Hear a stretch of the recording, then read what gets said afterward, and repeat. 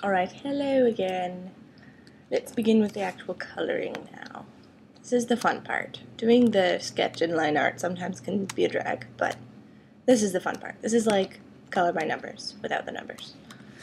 So, when you have your line art, I like to have completely separate layer for the ink, and then I made the forbidden fruit here a different layer because it's going to be kind of just shiny effect kind of thing, so I'm just going to hide that right now. The ink layer is what we want to focus on.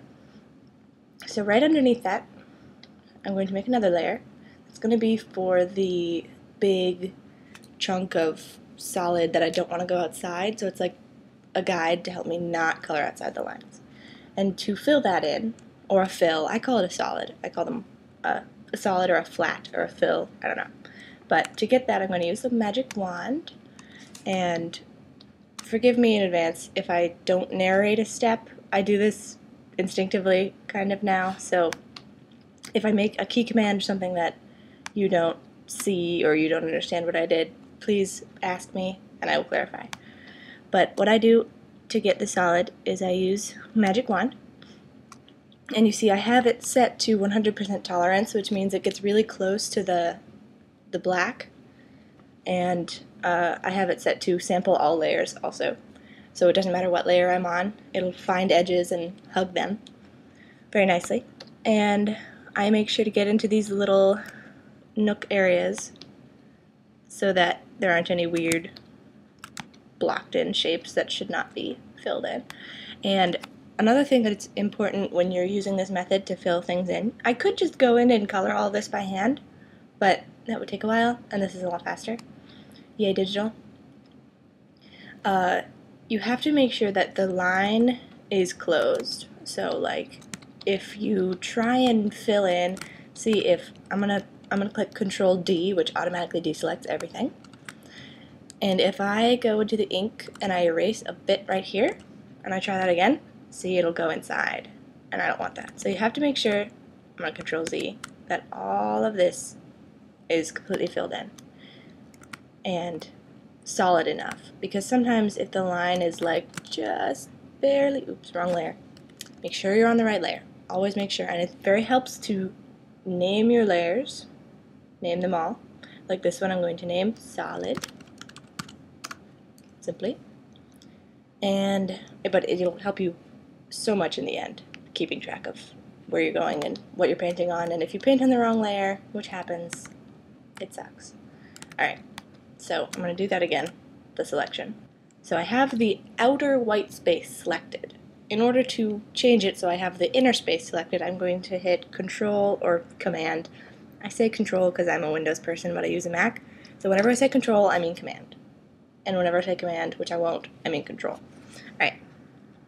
So Control Shift I will select inverse. So now I'm selecting the inside. And I have the selection right here on the edge. So what I like to do is contract the selection just a little bit so that it's tucked well within, well, not well within, but you have to find that happy medium right underneath the line, or else you'll see a little fuzzy edge of color sticking out from underneath the line, or too far in, and you'll see it on the edge. It's annoying. I'll show you what I mean. So what I do is I select and I say modify, contract. Or, see, if I do this and I say contract by 1, then there, it just moved a tiny bit, and if I bring out my paint bucket and make sure it's at 100% opacity and I fill it in, you can't see it because it's white. I will make it darker. There you go. Voila. It is filled in.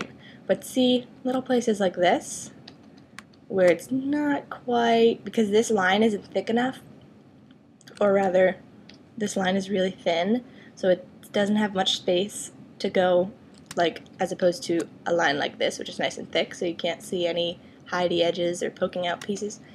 But this one's really thin, so it's good also before you fill something in to make sure that your lines are fairly thick. You don't want them like huge and solid all the way around. You want to keep that integrity and kind of voluptuous line, as they say, and change it, make it look interesting with line weight. But that's a drawing thing, so we won't spend time there. It's just good sometimes to beef up the really weak line areas. Not so much that they lose their artistic quality, but like here. And whenever you have little tucked in edges like this, the selection has a tendency to, I think that's not a good example, but if you have a little wedged in area like this, it tends to like fill in like webbing, which is kind of annoying, but you can, if you spot it, you can go in and erase it, and it usually is not visible on the final thing. But it's something that drives me crazy, so I'm going to share it with you. And I'm going to show you the other way I like to contract the selection. It's a little nicer, in my opinion, because it doesn't give you all these hard edges. When you use the magic wand tool, it gives you these kind of jagged pixely edges. Hold on. And rather than get those, I'm going to delete my solid so I can do this again. Gray. There we go. So I'm going to take magic wand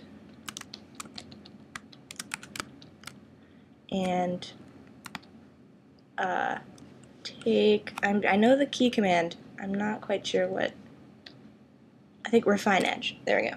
We'll bring up this like tool that lets you really like massage the edges so that they're as feathered or as like smooth or contracted or expanded the radius. They have contrast so you can make the edge hard or smooth, and it's very helpful.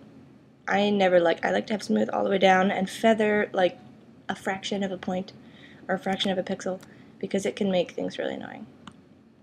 And you want to have fairly stiff edges because you don't want it to bleed out from behind the line art. Unless you do. That could be an interesting effect. I don't know. None of this stuff that I'm saying is like law. This is just my method.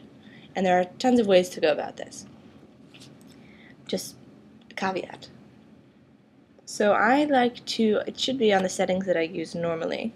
I like to have a fairly high contrast so it keeps the edges from smooshing all over the place.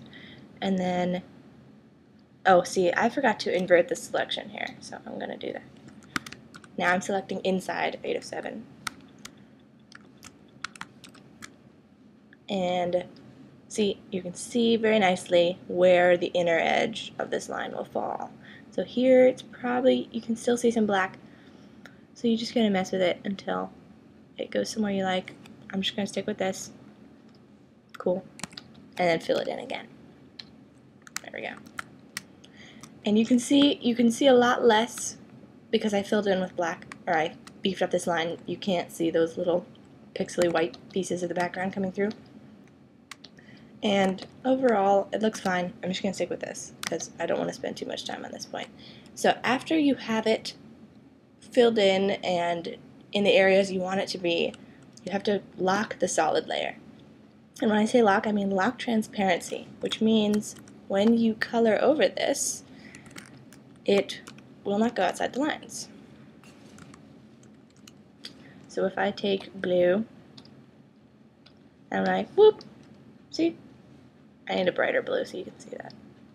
Here we go. Neon. It stays right within those lines that we created, or the lines that we situated for it, which makes way more sense than created. So we have the solid, which is an all-important step, because this is basically our canvas. And now from here, you can do it several different ways, or I do it several different ways.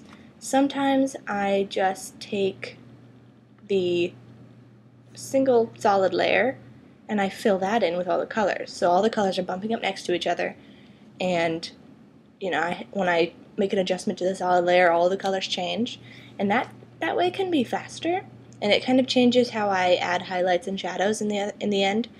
But if you want to be more careful and detailed, which I probably will, I might separate metallic with non-metallic, which will be interesting. You can do as many layers as, I call them flats, as many flats as you can, or as you want, and I put them in one group. I'll show you that in the next video.